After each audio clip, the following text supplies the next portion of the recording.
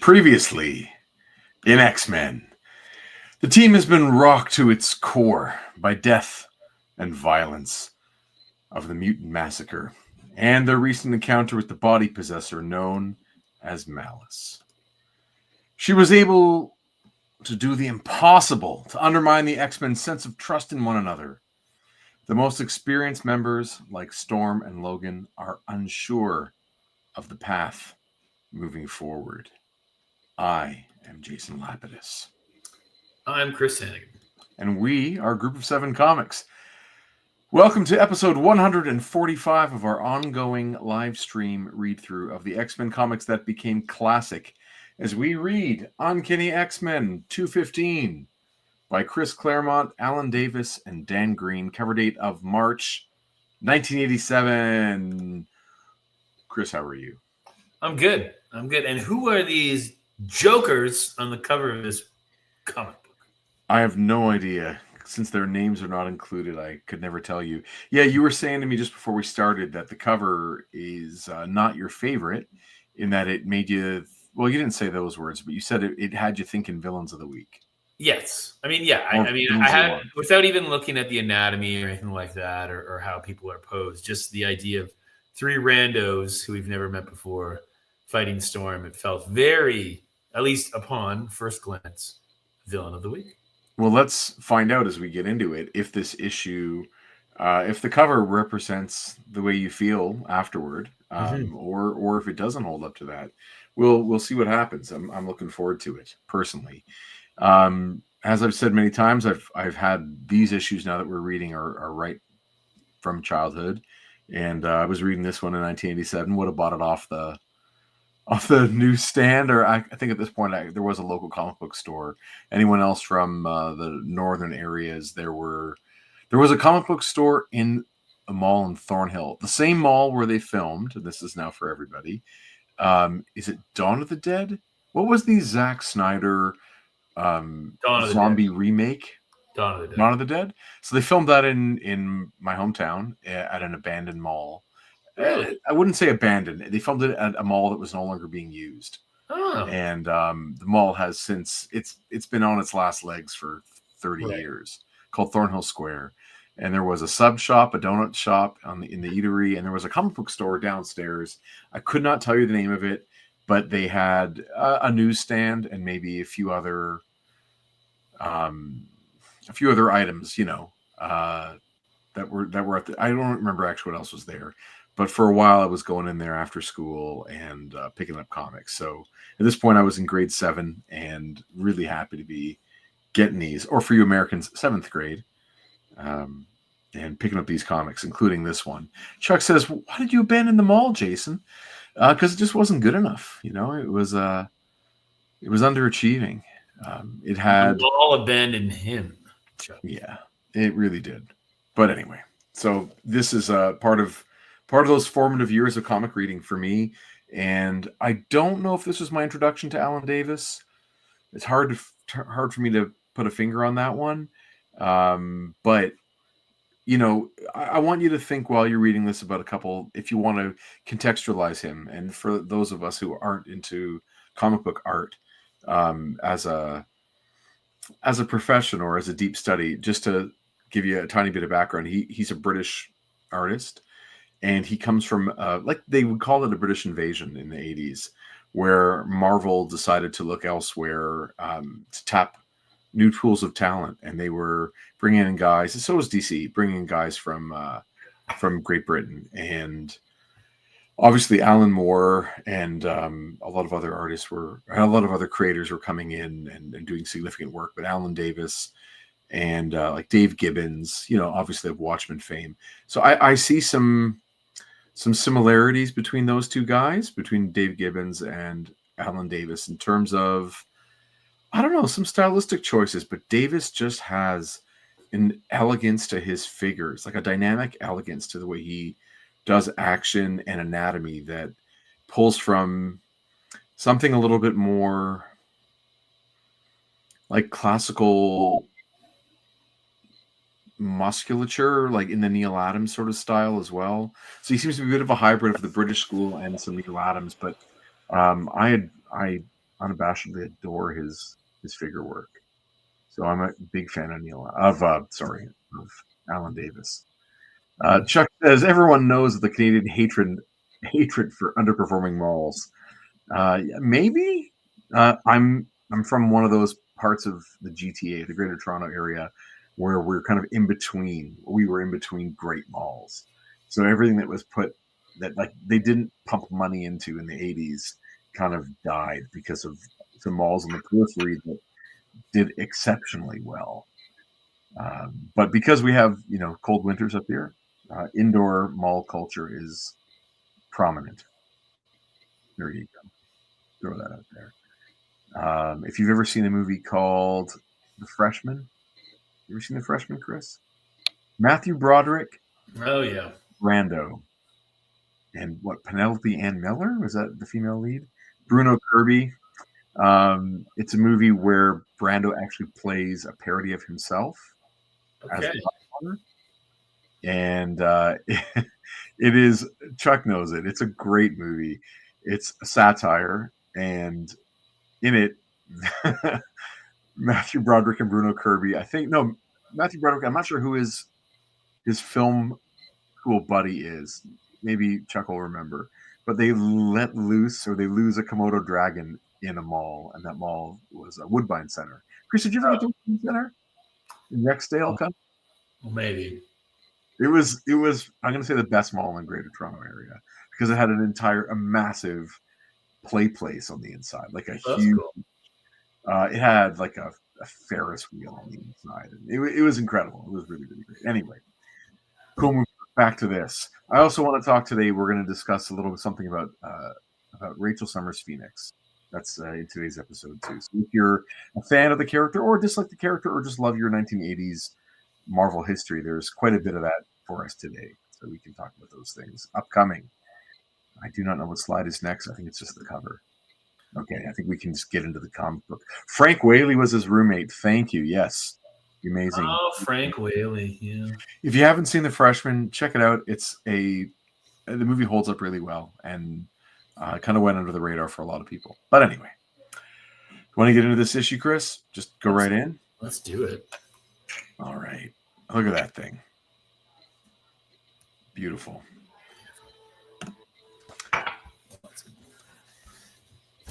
He's such a good artist.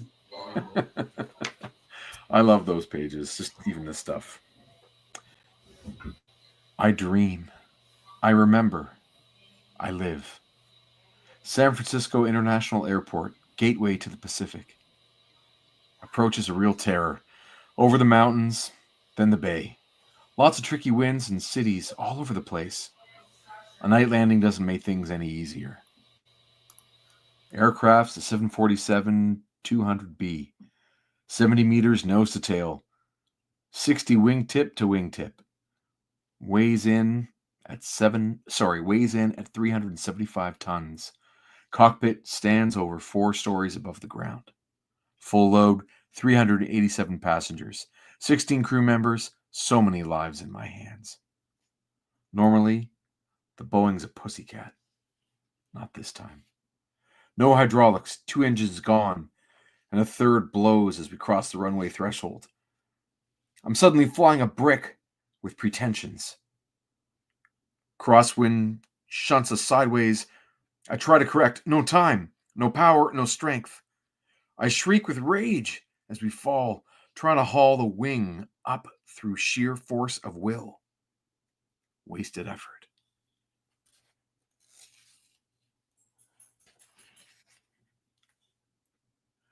Tanks rupture. Hull splits wide. Burning fuel sprays the main cabin. The screams begin. That is gruesome, by the way. We skid down the runway, my plane tearing herself apart. Fire and rescue units rush our way. They're too late. Cargo lets go. I learned later that it was illegal. Military supplies being smuggled to some third world killing ground. That's what makes the explosion so spectacular. All I know are flames all around me and voices mercifully cut short. except in my head, where they'll never die until I do. My name's Madelyne Pryor. This was my first command. Paramedics take me in hand, as surprised as I am to discover how little I'm hurt. And off we go, hospital bound. I close my eyes, but the flames dance in my mind, brighter and fiercer than they had in reality, forming crazy patterns, singing a mad song, a bird made of stars, rising forever from its ashes. I shove it away. I can't relax. I keep struggling. I have to get out. Something is terribly wrong. More than the crash. So long ago, a past I thought buried. I feel as though I've lost something. Terribly, infinitely, irreplaceably precious. My baby! Where's my baby? What have you done with my son? Scout! She's awake! Ah! I bust the door, and the street clothes make a mess, and the street makes a mess of my clothes. Ow! I don't much mind. I learned when I started flying. Any landing you walk away from is a good one. Reality shifts. Different outfit. Not my airline uniform. Different night. Years later than the crash. Winter instead of summer. Same city, though. San Francisco. The medics are after me. By the way, coloring error here, huh?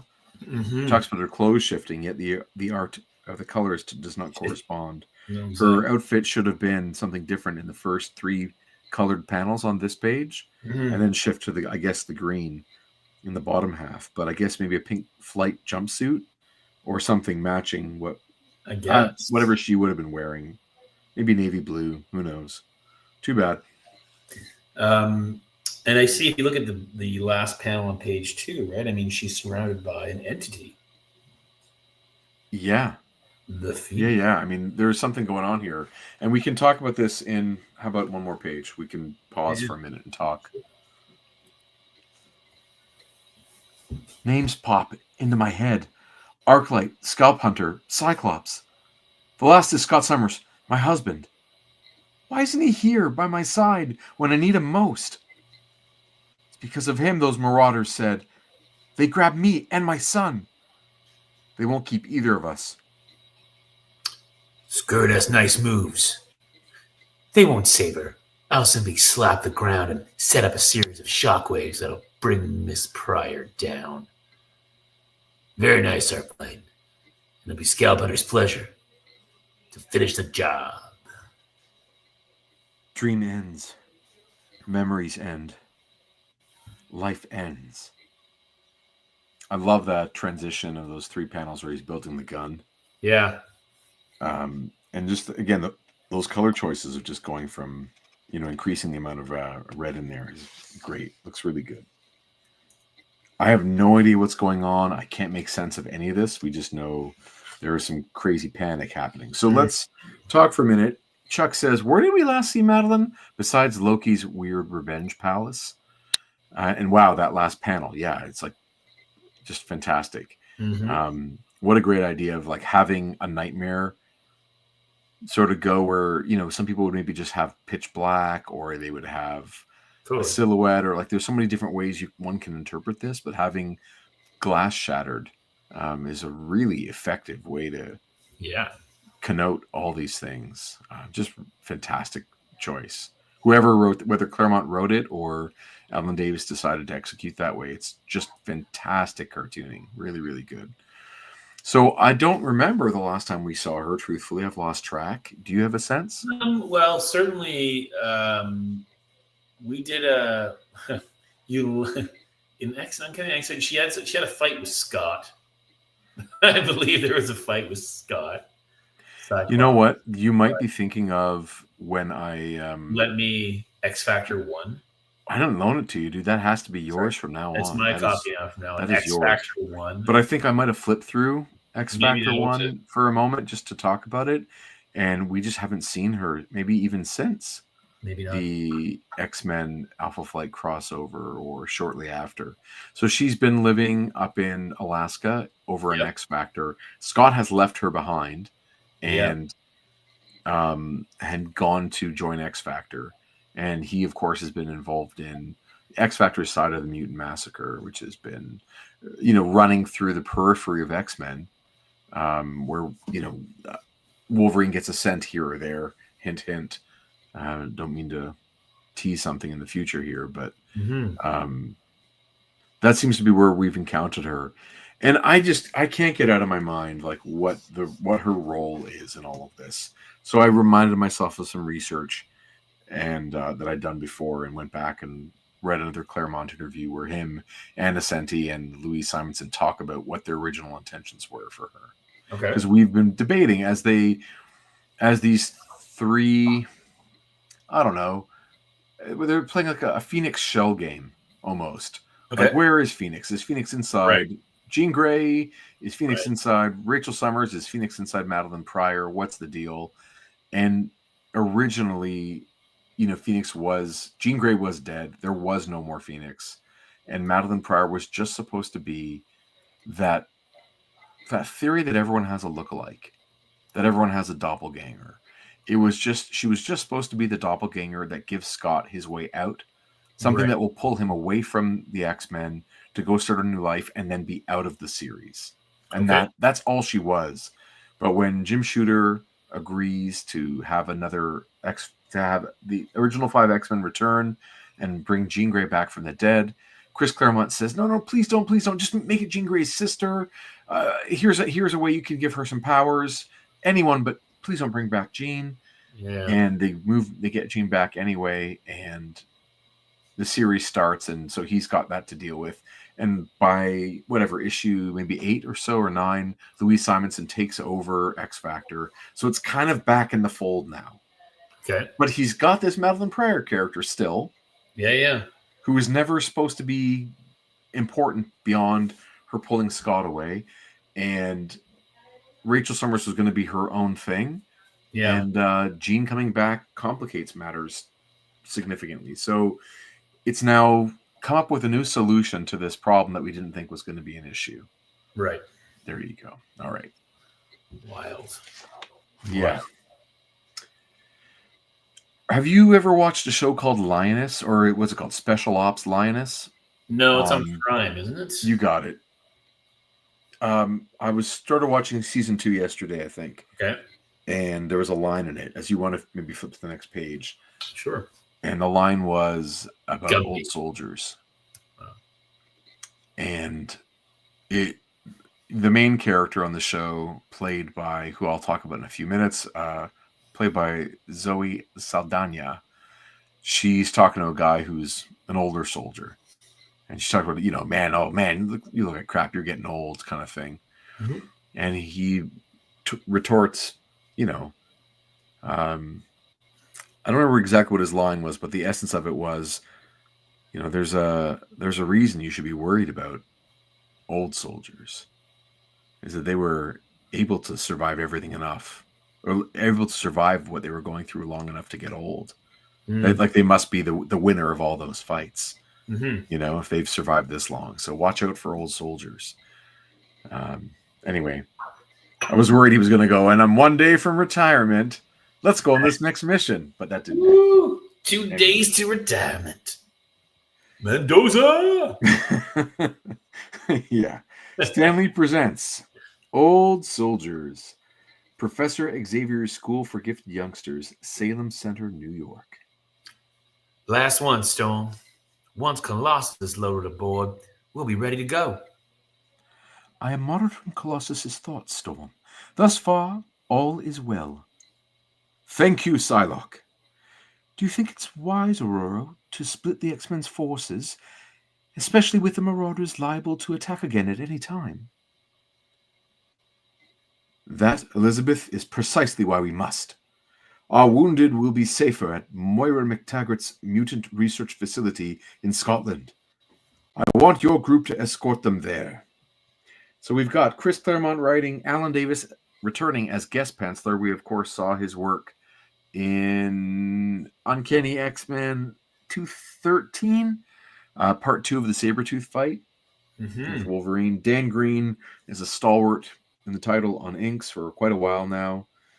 Tom Orzechowski and Glynis Oliver are the dynamic duo of letters and colors and have been for decades almost. Annie Nascenti on edits, and Jim Shooter sitting in the big chair reading books after they come out as editor-in-chief. And we are treated to this drawing of Storm as part of the ads. Like, she's such a big character and so iconic, they're using her now in ads. I think that's kind of exciting.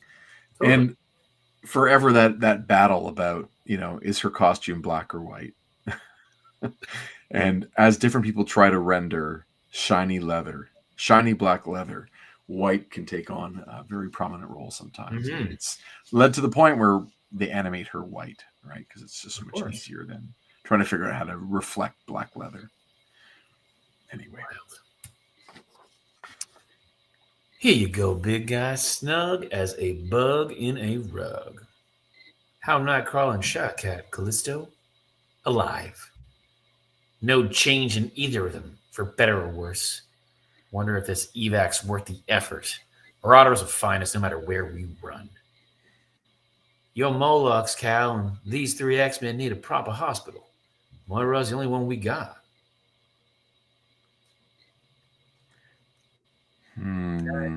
I'm just trying to think of who that is. Is it Storm talking? Maybe. Callisto goes because she wishes to remain by her few remaining Morlocks. You go, Elizabeth, because your psi powers will hopefully provide warning of any attack. Rogue, because she has the raw power to repel any such attack. Longshot is an unknown quantity. I instinctively wish to accept him. The longer he remains among us, the more he seems to belong. And yet, can we afford to take anything or anyone at face value? And then there is Dazzler. You still resent her for being Malice's cat's paw? No, Elizabeth, I do not resent her. What an awesome drawing of Storm, by the way, that bottom right panel there. I do not resent her. Oh, go ahead. I was going to say too, and then they speak mind link, right? So no one can hear their thoughts in the next panel, right? It's in bubbles. Yeah, that's good. It's good. It is good. I love the way he takes us through this page. By the way, I feel very oriented. I think he does scale really well. That jet is gorgeous. That variation of the SR-71 Blackbird. It reads really well. And I like his different angles and having characters, walking in the background and move toward the foreground. I read his comics really easily. But I do not trust her either. Not entirely. Not yet. Any more than I truly trust myself. Then what hope have we as a team? That is what I must learn while the rest of you are gone. I really like this place, Storm, and the X-Men. It's as if here was where I was always meant to be. I feel so sad to go away. Me too. I've barely arrived. And already you guys are trying to get rid of me. Hardly that, Allison. And not for long. We shall be together again before you know it. Cargo secured, boss. Y'all want to come aboard, people? I want to be airborne while it's still nightfall. These figures are so thin, like standing there. They're so slight. His line work is, it's really delicate and gorgeous, and it works beautifully. They look really cool. And so minutes later, Storm's arguments make perfect sense. Yet I wish I was not leaving her. I know, Bets. I got the same bad feeling. But right now, she and Wolverine are the core of this team. They can't pull their heads back together. The rest of us ain't got a saint's prayer. Silent as the wind, The X-Men's hypersonic aircraft rises from its underground hangar through the surface hatch. Hidden deep in the heart of the wood that covers most of the school grounds, on the shore of Breakstone Lake. And then, in a burst of stellar fire, it is gone. A shooting star in reverse, streaking for the roof of Earth's atmosphere in a great parabolic arc that will bring it to its destination within the hour. And again, he just orients, like you see the thing fly away, you get the sense of it, just then takes you right into the next like scene almost. Yeah. Beautiful. You have not spoken, Wolverine, since we returned from Dallas with Allison. Nothing much to say. We have hardly seen you. Figured that was safest. I nearly killed you, Ororo, after that Malice caper. That was not your fault. So you say. Logan, I have a job to do upstate. I will go alone if I must, but I prefer having someone to cover my back. There is no one I trust more than you. Let's go then. So it's funny, when I read this page, and the Storm Wolverine, I was like, yeah, I want to see Storm Wolverine team up and like tear through some people. It's exactly what I thought reading this today. Right? I thought, I would love, like, if the series becomes, for, let's just joke around, for, half a year, it becomes the other characters are doing their thing over in England. Like, yeah, maybe they form Excalibur, they do whatever they're going to do, or Scotland, I should say. Like, there's adventures happening somewhere. Give me an A story for months and months of Wolverine and Storm going through on some Marauders or something, right? Like hunting down the Marauders. Exactly. Like, let the X-Men and some heavy powered characters defend them while they're healing, and maybe Rogue has to team up with whoever to fight them off. Just protect the castle while these two ninjas go around the back. Right. Follow a trail, take them apart bone by bone. Oh, like I would go off book, right? Like, yes, right. Do some things they can never talk about. Yeah. I think it's also moments like this that lead to stuff that happens later. Like, this plants seeds in readers' minds of the two of them as a tandem. Right. Whether it's romantic or not, and I'm saying like this is not. Yeah. But there is like a trust and intimacy thing with the two of them, but it isn't romantic, it's platonic. But I think these kinds of moments help plant that seed moving forward too. That eventually we see them as a couple in alternate futures and whatnot. It's cool. Yeah. Cool Storm. Yeah, totally. Same moment, 3 time zones distant across the continent. I never worked the living legend before, Doctor. Flatterer. I love it. Patient was admitted as a Jane Doe. We haven't identified her since. Suffering from multiple gunshot wounds. Initial prognosis was pretty bleak. Severe trauma, massive blood loss. Nobody thought she'd last the night, but she surprised us. In fact, physically, she's well on the way to recovery. Unfortunately, she's maintained this deep comatose state, resisting all efforts to bring her out of it. We've done all we can for her, and we need the bed space, especially since, as a Jane Doe, the state picks up the tab. So next week, I'll be transferring her to a custodial facility. You say something, Diane? Julie, it's your Jane Doe. Glory be, she's waking up. Am I alive? Very much so. I'm quite well, too. I'm Dr. Schwartz. This is Dr. Dwayne. And we're very glad to meet you, Ms. Pryor. My name is Madelyne Pryor. Okay, before you go further, obviously when I was reading this, it caught me right away the second Diane says calls him Julie. It's not common in comics to have a man called Julie, but very clearly, do you know who that is? Nope. So Julie Schwartz, also known as Julius Schwartz, also known as Dr. J, right? Like the idea of having, Dr. J is what was his real name? Dr. Julius or Julius Irving? Irving, thank you. So Julie Schwartz, famously, or Julius Schwartz, I love the idea of having him as a doctor. That's so funny, as Dr. J, was famously the editor-in-chief of DC.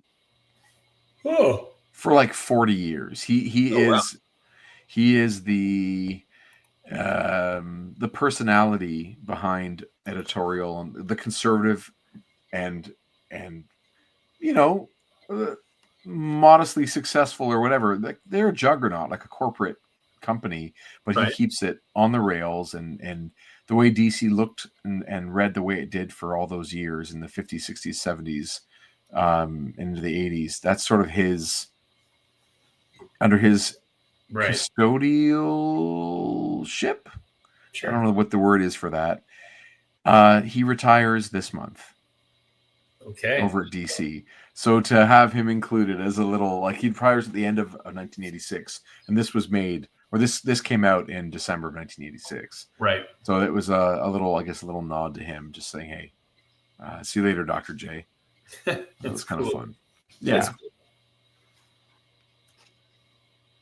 You got to remember, they all go to the same bars in New York, right? Like they're the same restaurants. Yeah, they're on the same block. Like they are competitors in terms of publishing, but the people are often bouncing between companies and everything, so they all know each other.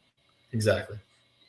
Upstate New York, and you don't get a lot to read right now, so why don't you go have a drink, sir? Enjoy the show.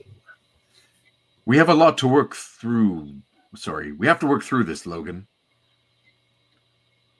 Or Betsy is right. We are finished. As a team, as individuals. God has consigned malice to eternal abyss. That marauder witch has done her work well.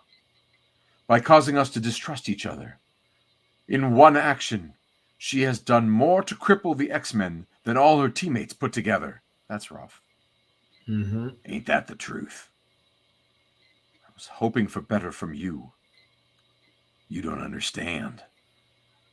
That moment in the alley, when I nearly killed you, I couldn't tell who was friend or foe.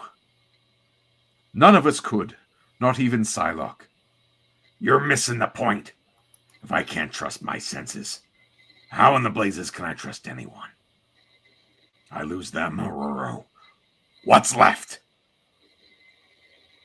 We have arrived. Chuck says, is Logan smoking a road flare? Holy shnikes, that's a lot of smoke. Yeah, yes it is. Chuck, have you smoked a road flare? Road flare. My goodness. At least now we know why the lady wouldn't answer her phone. Sarah Gray lived here with her 2 children. The fire looks fairly recent. We had best search the rubble for any sign of survivors or victims, or as importantly, clues to the identity of those responsible. Sarah was an outspoken advocate of mutant rights that may have precipitated an attack. Or it could be the Marauders again, striking at us through Sarah because her younger sister, Jean, was a charter member of the X-Men. Or it could have been an accident. Nope. I marked strong traces of dynamite and gasoline. A bomb. No death sense, though. Thank heaven for small favors. We always react. Always our foes have the initiative. Always the battles are fought on their terms. That, too, must change. If we are being attacked through our friends, everyone we know is in danger. They must be warned. Even Forge, that fucker. That So handsome, easy. handsome man. So easy, so fitting. Amidst chaos and disaster, to think of him. His devices tore my elemental powers from me. He offered to find a way to restore them. Has the time come, I wonder, to swallow my pride, set aside my rage and hurt and hate, and accept? To fly again? Is that not what I truly want? Or do I hold back because I am afraid? Those panels in the car are great. The back and forth and their facial, especially her facial expressions. You don't really see his; they're kind of covered a bit by the hat and the shadow, but hers are great. Yeah, I think it's nice to have that variety too. Like let's do a page like that. Why not? Yeah, absolutely. It's an opportunity. Storm's twitchy. So am I. Can't figure out why. Sarah's scent is cold.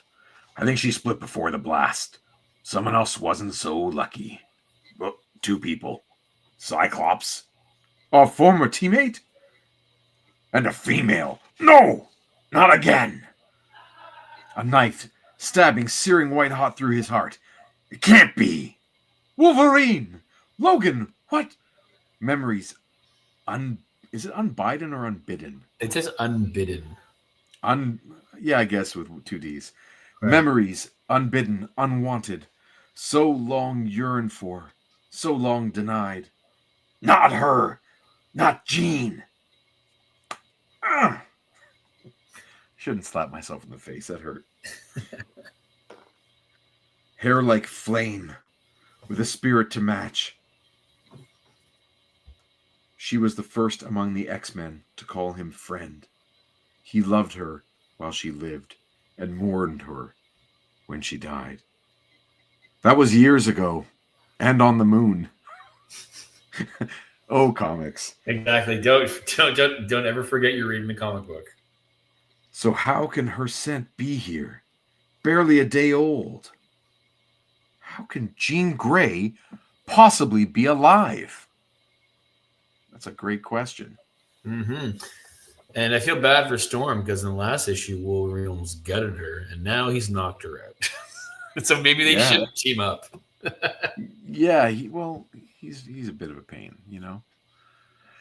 Earlier this evening, 25 miles high and 1,500 eastward, the Blackbird begins its descent to Muir Isle. He draws that thing going so fast. Yeah. Like there actually is a way to illustrate things moving quickly, and to take this object and like stretch it in the right way, it looks like it is barreling across the heavens. Totally. And not easy to do. That's brilliant. Most everyone aboard is asleep, so no one sees an ethereal, ghostly figure emerge from the cargo bay. Her name is Kitty Pryde, also called Shadowcat. She's barely 15, and that makes me so uncomfortable considering what's happened. And that's as old as she figures she's going to get. I'm drifting more and more out of phase. The molecules of my body are moving farther apart. I can't talk anymore. And pretty soon, I won't be able to even think. Gosh, Longshot's so beautiful.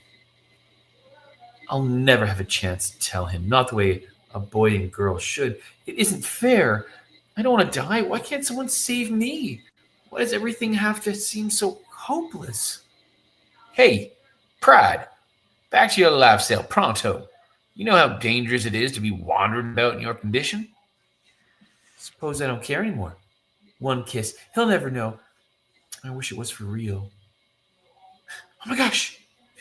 He felt that. Kitty? Wait, please. Come back. Rogue. When she touched me, my mind filled with images of her past, as if I could read who she was.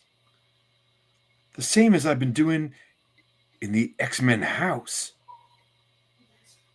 was a sense of future, too. But it was all jumbled, chaos, riven and broken to bits, and surrounded by an awful void that hungers for her. Rogue, is that death? That's actually called assault. She kissed you without consent, Longshot. Could be. Poor little kid.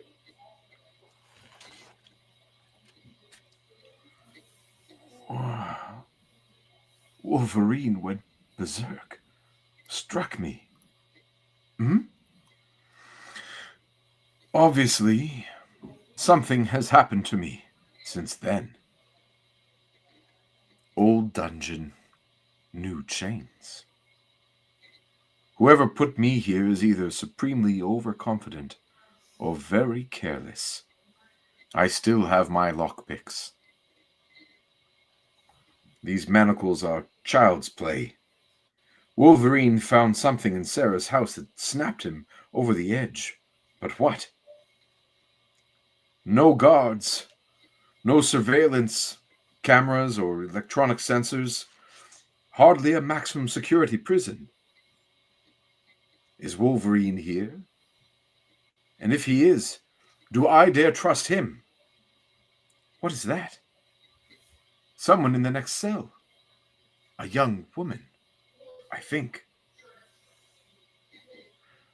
Best to leave her asleep while I learn more about where we are and who holds us. Then we can make our escape. What is this place? I wish Wolverine were here so he could smack me in the face again. What?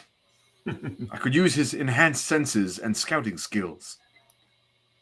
If he recovers himself, will he follow my trail? Any other time I would count on that as a certainty. Now, though, suppose he does not recover himself. Well, neither fortress nor prison, but someone's house. Judging by the trophies, a hunting lodge. Warriors as well. And I wager, very good at their craft.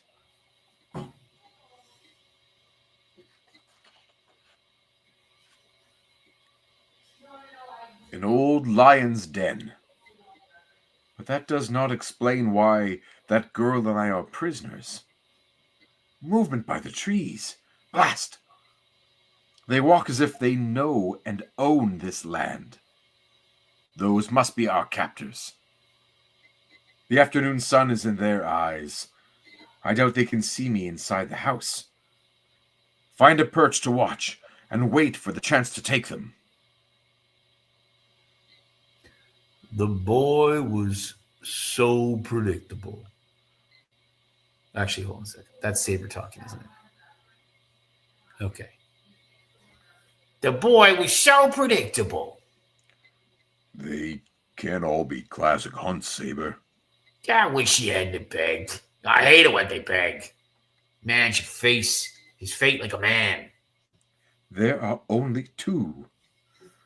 Where is the third? Out for a stroll, dearie. Snooping's against the rules. You break the rules, naughty girl. You get punished. So, like his figures are just like the way she leapt up onto the perch, as she calls it. Yeah. The way that she struggles as he picks her up. All these things. He just draws such elegant figures. Yeah, elegance is the word for sure. Yeah. Absolutely. Oh, really? And you can see like the pairing between this and the cover as well, right? Mm-hmm. Storm up in the air, giving a kick. In for a penny, in for a pound. Losing your touch, old chum. These men mean business. I have to reach the forest, pick my own ground to fight them. What outlandish archaic costumes. Have they some meaning? They're leaving so soon, dollface. Back the other way. Break through a window. I can't allow that. A speedster. These men have superpowers. We ain't even been introduced.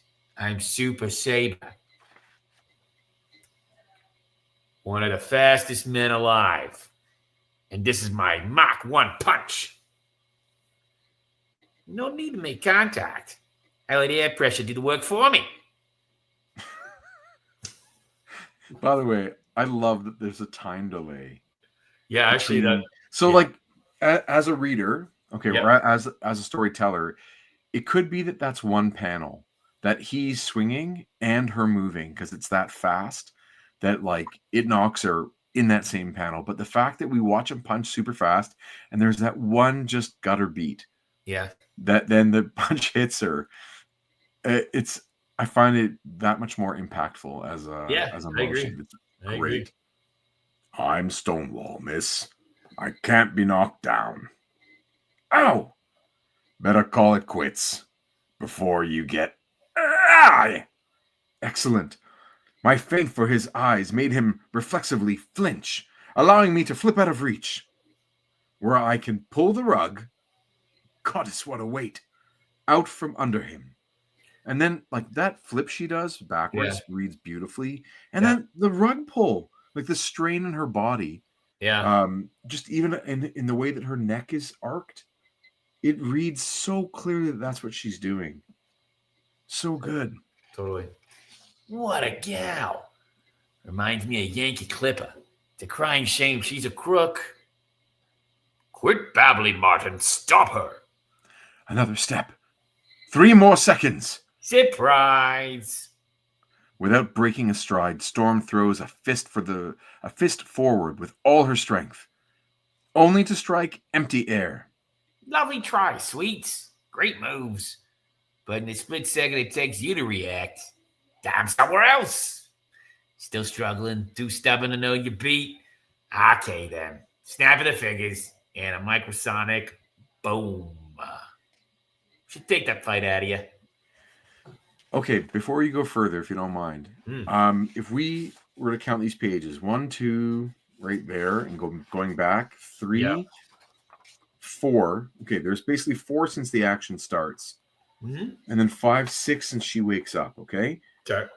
Claremont doesn't narrate once until the very end. Right. Usually, a page like this, as action happens, he tells you all the things that are happening as they're happening. You know what I mean? Sure. He says, and then she does this, and she pulls the rug, like all these other things. But instead, he's using her inner monologue, which he doesn't usually do this much. But it's perfectly great to hear what her thinking is. But he doesn't crowd these things with like an explanation. I think it's because the cartooning is so excellent. It doesn't it works better when the characters are sort of doing it instead of having these orange boxes tell you. Like he does often do that, but this worked really well this way, I think. It works so well. Yeah, really, really strong stuff. Later, where's Tommy? It's Saber talking. Yeah, your boyfriend's gone, girlie. Where you two soon be going? You mean he is dead, Saber? No, it's Storm, don't you think? Yes, it's Storm. Yeah. You mean he is dead, Saber? You murdered him, and now it's our turn. He had his chance. Same as you will, which is more than you deserve. We'll give you till sunset for a head start. All you have to do is get out of the forest, and then you're home free. Sure, we have powers, but it's a big, wild country. Play your cards right, who knows? You might get lucky, but don't count on it. How dare you? What gives you the right? Who do you think you are to hunt innocent souls for sport? Innocent? Ain't that a crock?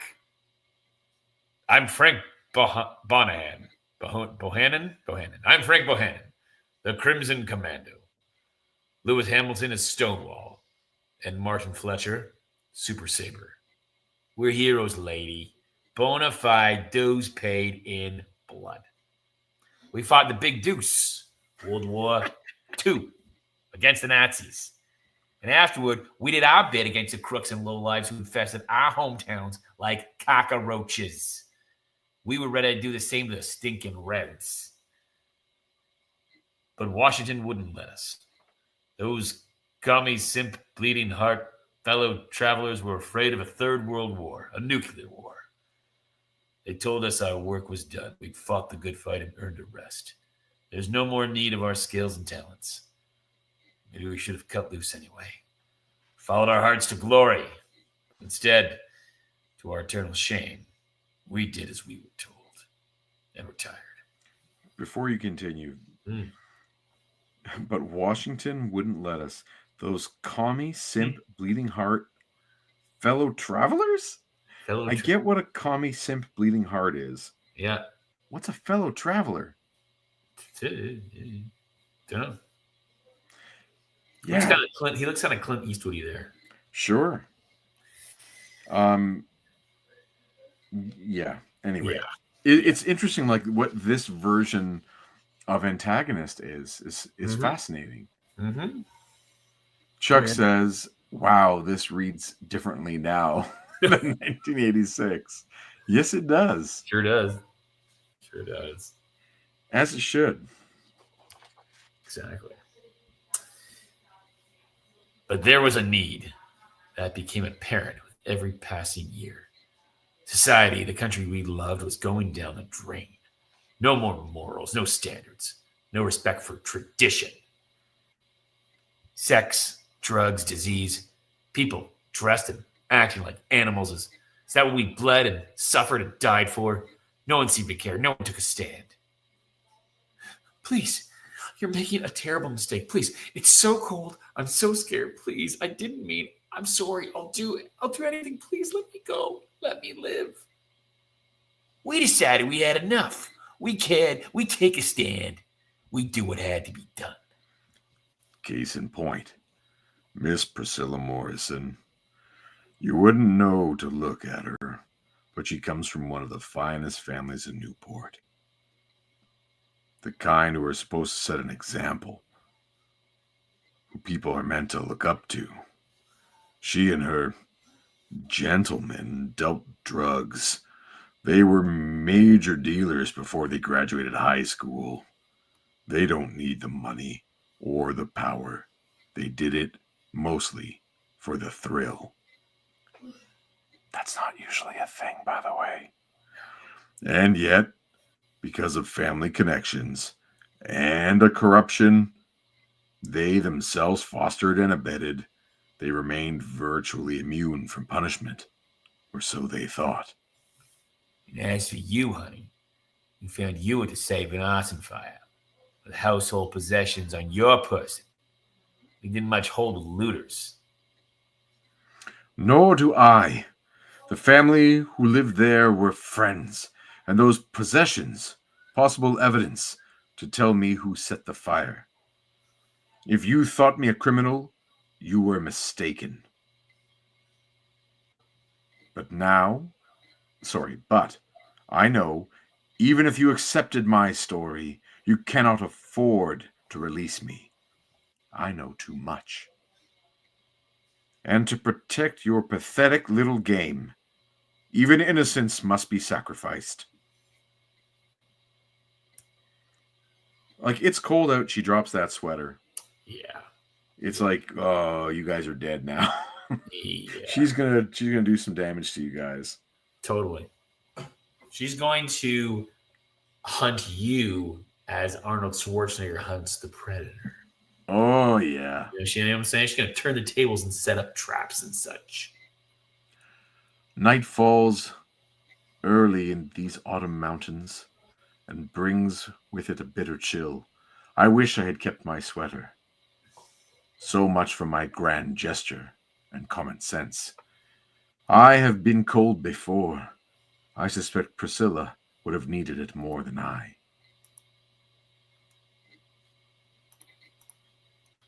Oh, sorry. It's okay. Feet are broke. Can we rest now?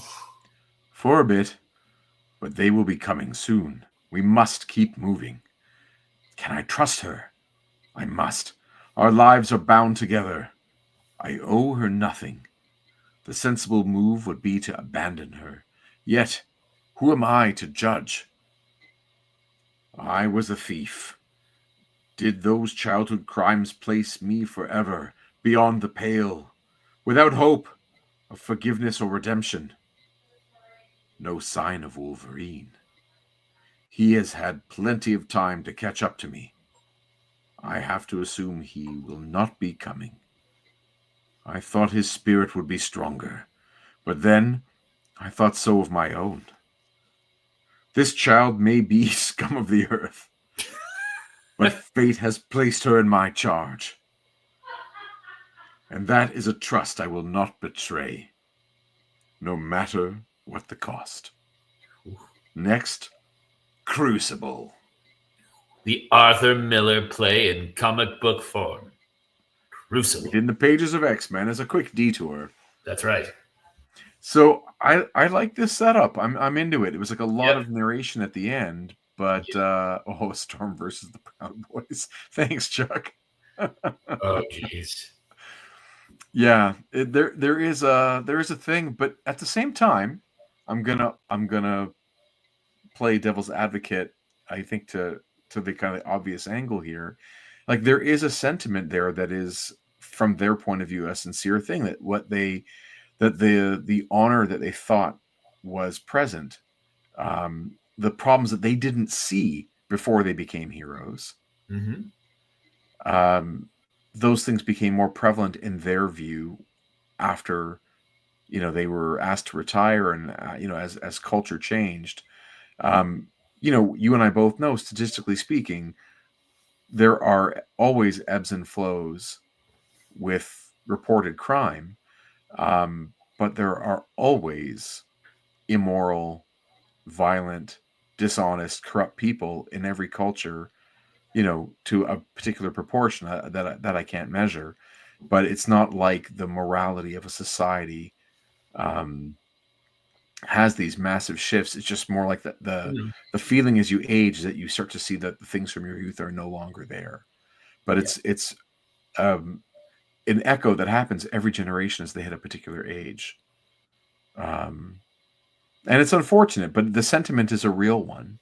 And even me, like, I feel some of those things in very minor ways, and they don't antagonize me at all to the point where I'm gonna, use my superpowers to hurt anybody, obviously. But that idea that things used to be better is a very normal sentiment as a person goes through their journey of life.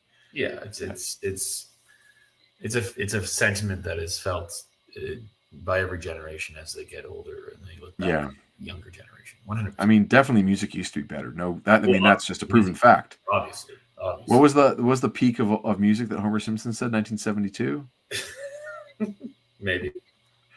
So I really like this setup, and I want to see, like, again, what's the term we would use for, like, road travelers, or they call them when Green Lantern and Green Arrow also, they go on their journey across America. Mm-hmm. Hard traveling heroes, I think, is maybe the name I'm thinking of.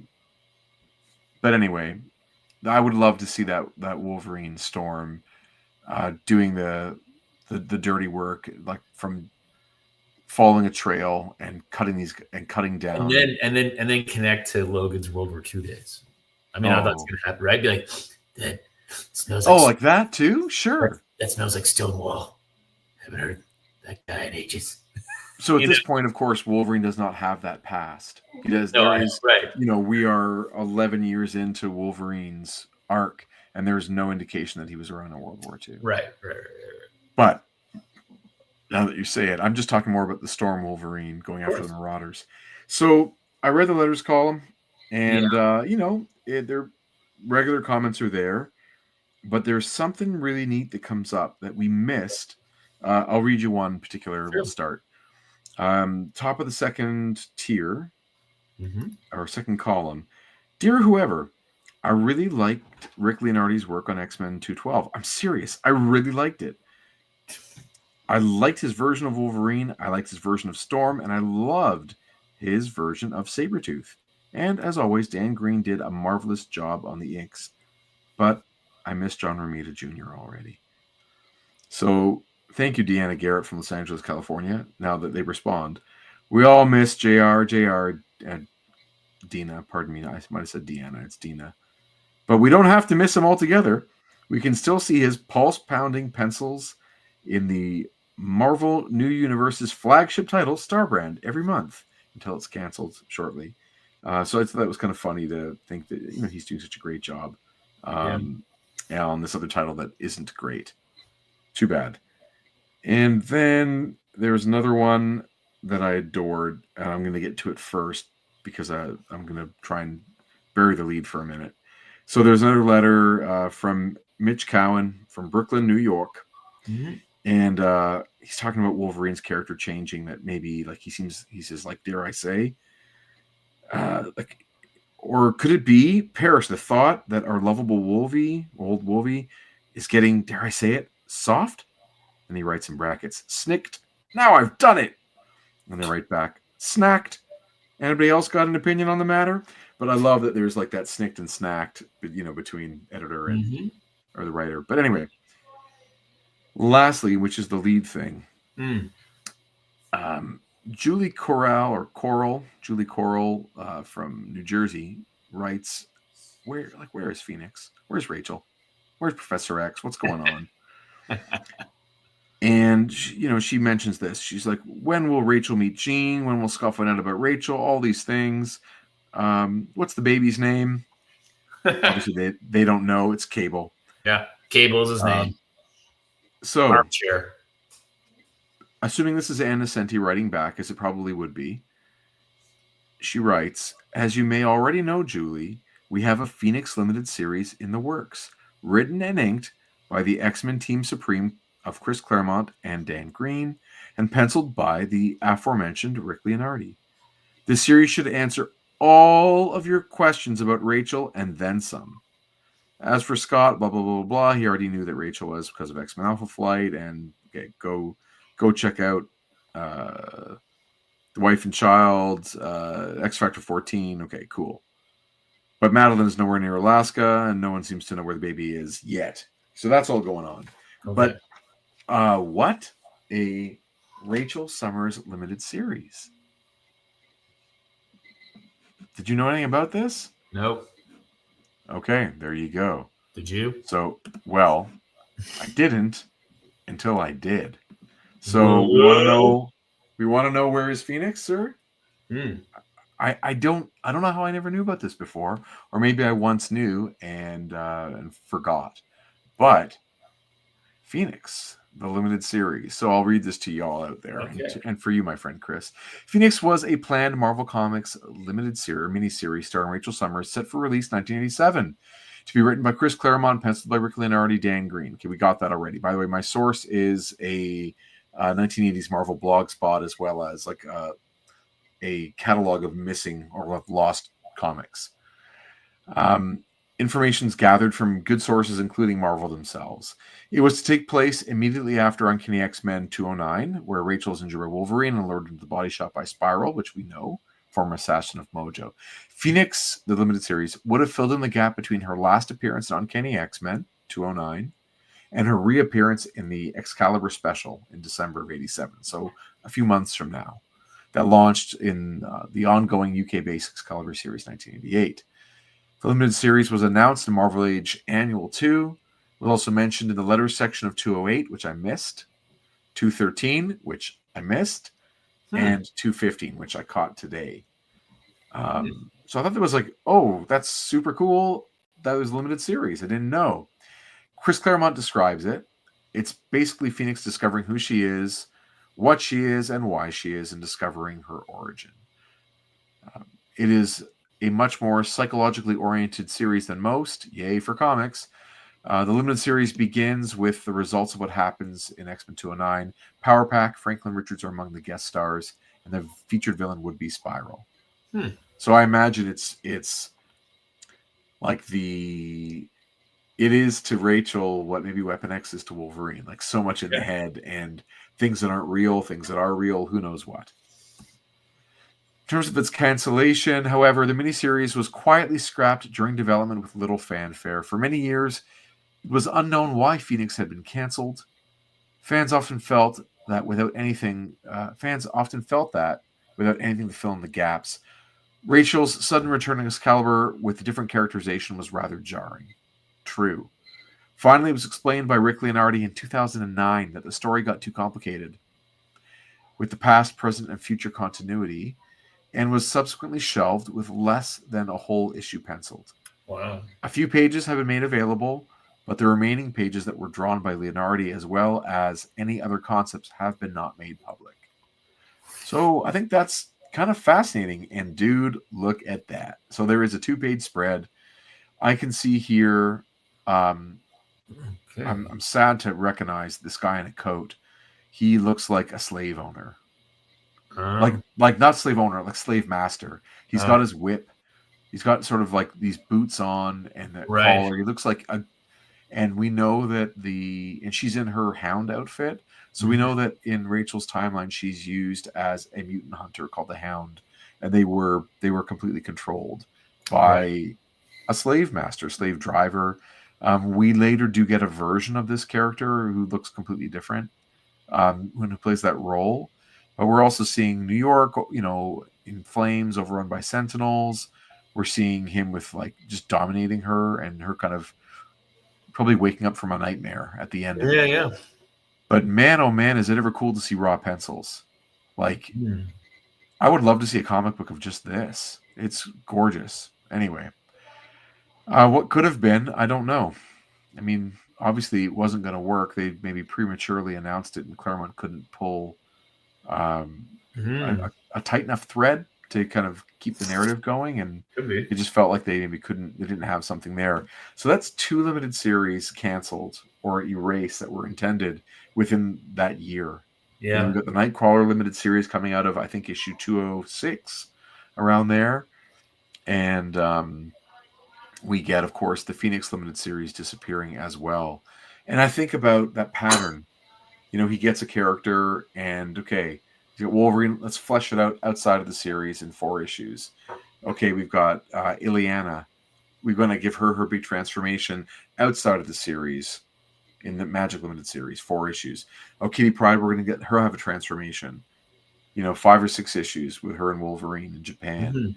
And it's like this ongoing thing that like characters go through these huge explanation, origin, growth arc, rebirths outside of the title. But man, is there ever a lot of X-Men content at this time? Yeah. We saw an ad for Fallen Angels, which is like a New Mutants spin-off where Sunspot leaves the team. Okay. There's a rift, so there's like maybe the bad guy Kid Mutants, and I don't really remember who else is in that. Maybe someone in the chat can remind me. Is Boom Boom in that one? Do you know who that Boom Boom is? I do. Okay. So I do remember she ends up, her and Rusty and Leech and Artie are in the Exterminators, but that comes a little later. But they're like, okay, Uncanny X-Men, New Mutants, X Factor, Fallen Angels. What else is going on with mutants? Like that's a lot to figure.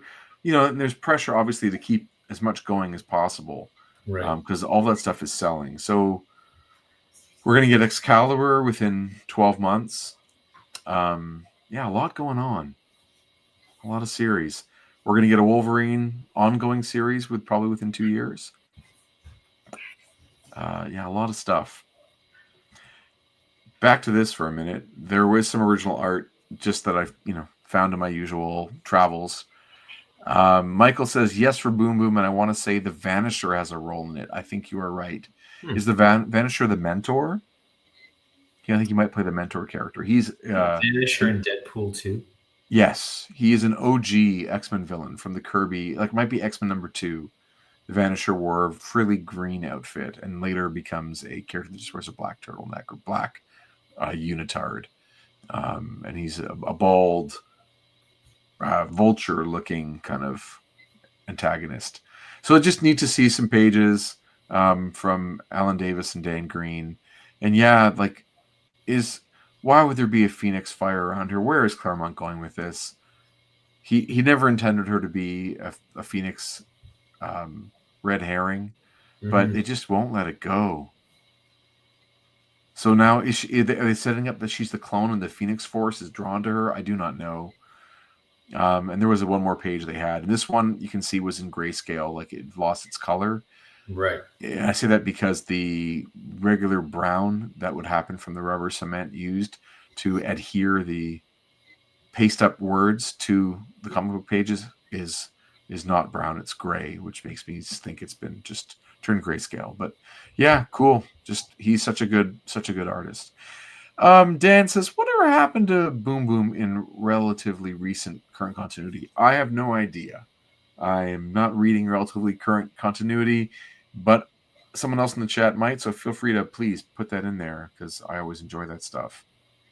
But Boom Boom it feels like she's a bit of a predecessor to Jubilee as well, like in that she has handheld pocket-sized explosions. She has the sunglasses, and she's rather like street savvy as opposed to a student that would easily fit in a private school. I feel like she's another iteration that kind of leads eventually to Jubilee in a way. And that's it, dude.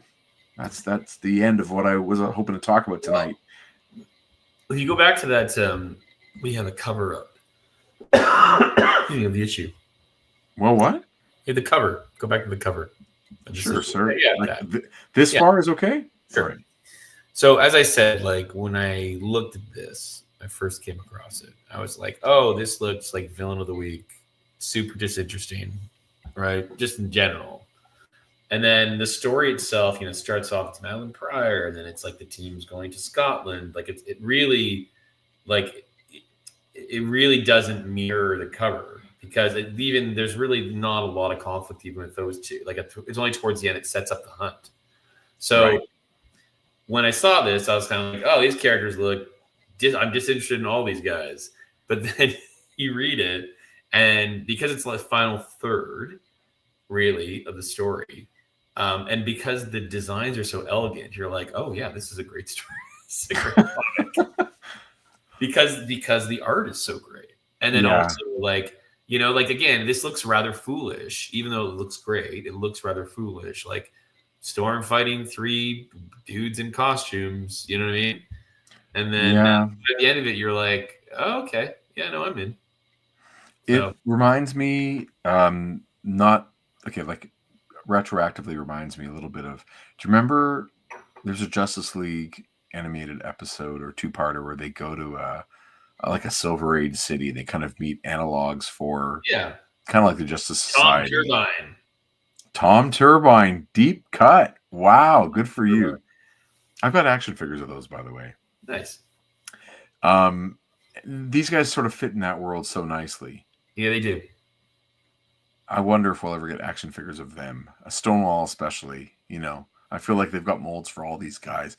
There might be like I don't want to spoil now, but maybe there's a 3-pack down the road for like a convention exclusive, just to get these characters out into the wild. Yeah, I'm looking forward to the next issue. I actually did have to read ahead today. I pulled out the next one, which I showed you last week, is like that cover by Barry Windsor Smith. Yeah. So we've got Storm on top of the Crimson Commando. Yeah. And she is going full commando on the Crimson Commando. Yes. So I wonder how that's going to play out. Then just to talk about some other comics for fun. Sure. I went to one of my favorite local stops. I went to Wayside Comics and Cocktails in Newmarket, which I will be there on December 8th, Sunday, December 8th, for their holiday market to sell some of our books and some art. Nice. And Omar, the owner there, had recently got his hands on and he acquired a new collection and let me get my grubby ink-stained fingers in, probably ahead of the masses.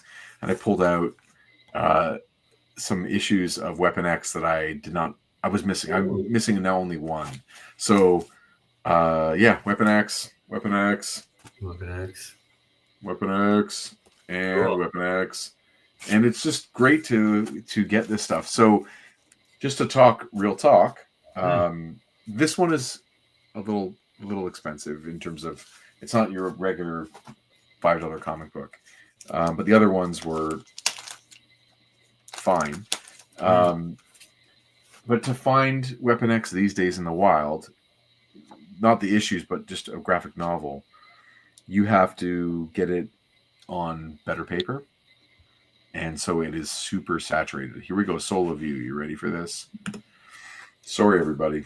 I didn't do my makeup today. But when you read in this form, like our show, we are showing you the newsprint. And Barry Windsor Smith colors this himself. He's making choices knowing it's on newsprint. Yeah. And it is subtle. It is warm. It is gorgeous. And it's really, really nice to read. The blues aren't crazy. It's just really beautiful comics. And every version you get of it today, every other version you get of it today is hyper-saturated and is not what was intended by the people who made it. And it is not hard if you read regular comics by Jim Rugg or Tom Scioli or the late Ed Piskor.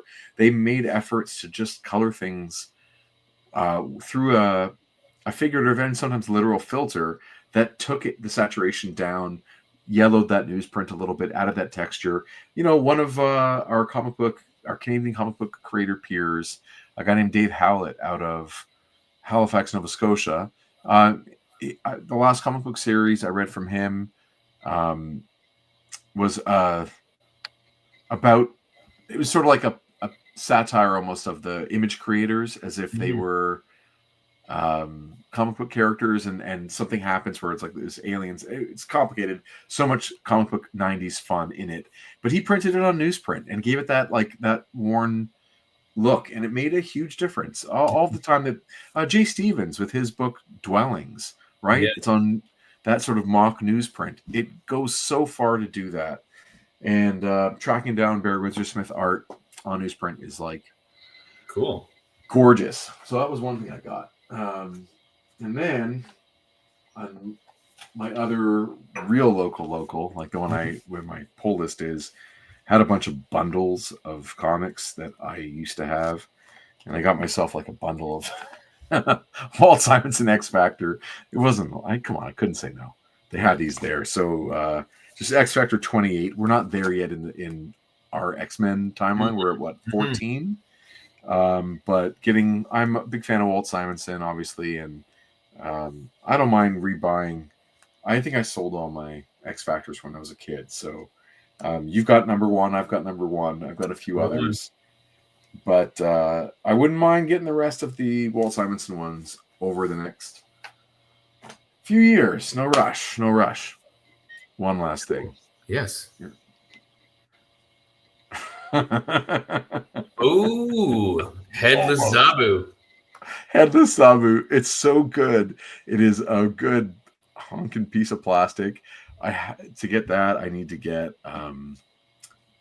the Thor Herald of Galactus in some death form. Sure. I really don't want that figure, but I hear Black Friday is around so it's almost half price. So I got to get that. I think just to get the head of this saber-tooth cat, and then sell that figure. You know what I mean? Yeah, totally. I did get. To get the body, I picked up again on Black Friday. It's Wolfsbane in her X Factor. The sort of for a lot of these 90s kids, it's their version of X Factor, which is Madrox and Quicksilver, Havoc and Lorna Dane Polaris, and Strong Guy. Am I forgetting anybody? And they're wearing those 90s kind of costumes. Yeah, I think Havoc has a jacket with a collar up. Yeah. And wrist like leather things on. Yeah, sure. It's the version that shows up in the animated series. Yeah. And it's super to the extreme 90s, and so that Wolfsbane is from that. There we go. It's from that series, and I would love a set of the New Mutants, the original 6 or 7, the version that we saw Arthur Adams draw. I'm yes, I want that. And she's she's not quite that. So maybe I will just part with that figure in some sort of sale, because I should hold out for the thing I really want instead of trying to piece together a hodgepodge. Yeah, I hope that Toying Around gets to do the toy sale again. The one we did, I think it was in the fall. I'm sorry, in the spring. That was a lot of fun, and I've got a bunch of stuff that I'm like, yeah, let's bring that stuff in. It was for his birthday, like that was the time period. Yeah. Early April. So I hope that happens again. Yeah, Kevin Toying Around is supposed to. He's planning on doing that again. So yeah, I've been putting aside quite a bit for that sale. So that will be a joy. Yeah. Yeah, man. But that's it as far as I'm concerned in terms of content and some added on stuff. Nice. Yeah. Good times, man. Nice. I will say shout out to Manuel Martinez for subscribing to our channel. Thank you very much. Thank you, Manuel. There you go, man. Anything else, Chris? Any other shout outs or thoughts you want to just loving some X-Men? No, I think it's all good. Deadpool Wolverine, of course, is on Disney Plus right now. Have you watched it a second time? Nope. Not yet. Maybe for the holidays. Yeah, I know you've been very busy. Yeah. Have you watched it more than I've had it on. I've had it on while I was drawing because I've been doing quite a bit of drawing of late. Yeah. And I'm ready to have it on again. Like it's so silly. So silly. But it's good company, considering every other movie got 1 million views for me. This one's got a lot to catch up, so I'm happy to do that. Nice. All right, then. I think we're good. I think we're good for the week. All right, and that brings us to the end of another episode of Previously on X-Men. Thank you to my good buddy, writer of Group of Seven and Peregrines, Chris Sanagan. Thank you, Chris. It's always good to hang out with you and spend some time together virtually, which is about all I can take. It's a pleasure. You can find out more about our comics and upcoming appearances December 8th at Wayside Comics and Cocktails in Newmarket, Ontario at group7comics.ca, and follow us at Group of Seven Comics on social media. Yeah, that's it, man. Please click like on the video. It really does make a difference. Usually most of the likes just come from me. I just have 1 million accounts, so I just keep clicking like on our videos. But please go on the YouTube thing and click like, subscribe to the channel, and of course tell us your take on X-Men comics in the comments below. We love having you guys here in the chat. It makes it so much more fun.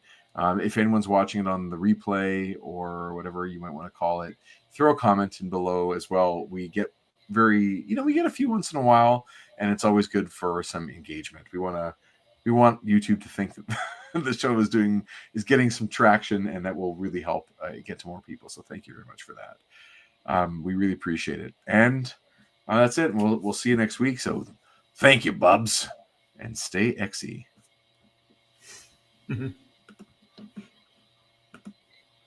There you go. End the stream. So be it.